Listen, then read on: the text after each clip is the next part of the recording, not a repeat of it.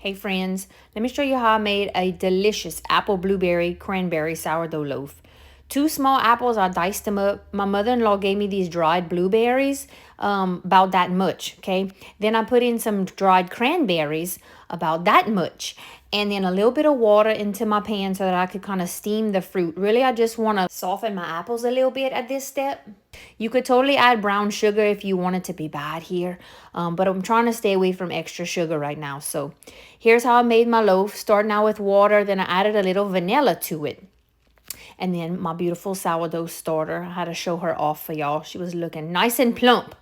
Okay, the ratios to make this loaf, you can find in another recipe video because it's just my regular sourdough loaf, except I put vanilla in it, okay? So this fruit's done. You can cut the heat off. Then you add your flour in and your salt. Now, if you wanted to sweeten your dough, this is the point where you would add like, I do about 1/4 to 1/3 of a cup of sugar. But like I said, we're trying to stay away from extra sugar right now. And don't come at me because I already know the fruit had added sugars in it. But we're trying to do the best we can. Okay, 30 minutes later, first sets of stretch and folds in the dough. And then you're going to cover it up and let it sit overnight, either on your countertop or in your oven if your kitchen gets cold, with the light off, okay? We don't want it to overproof. So that's what I did. In the oven, light off overnight. And then this is how she is in the morning. Look how pretty. You're going to dump her out gently on a floured surface and pull it and stretch it a little bit. Make kind of like you're making a big pizza dough. I sprinkle on some cinnamon at this step, and then I'm going to add my fruit, okay? Sprinkle it however you want, and then tap it in a little bit so it don't move around too much, and start folding your dough in over itself. Sprinkle cinnamon, sprinkle fruit over and over again till you got it all covered, okay? This is my process, you know. It's not too complicated. Cinnamon on top, more fruit, and then roll it up into a log. Then you're going to put it in a floured towel in your loaf pan like this and let it rest for about an hour. Cover it up like this. Okay, spray my little loaf pan so it don't stick, and I line it with some parchment paper to make extra sure it don't stick.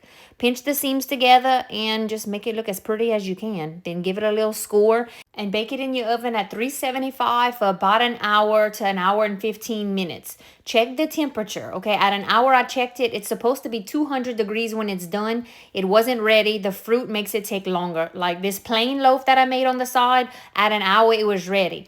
But the other one with the fruit, it took longer.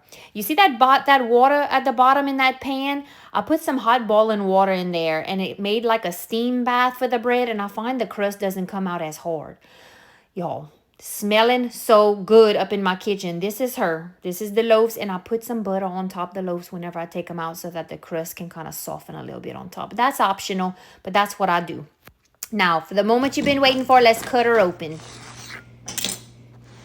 Yeah, she tastes as good as she looks. Now, you can do this loaf with just apples and cinnamon and raisins. I do that a lot, and my kids really like that. I just so happen to have these blueberries, and I wanted to use them. Now, don't slice it stupid like that. You know, I didn't do a good slice, but it still tasted good. These fruit loaves with no added sugars have been a favorite of ours during Lent. It's kind of helped us curb the sweet cravings. So let me know if you decide to give this a try, and let me know how it comes out for you.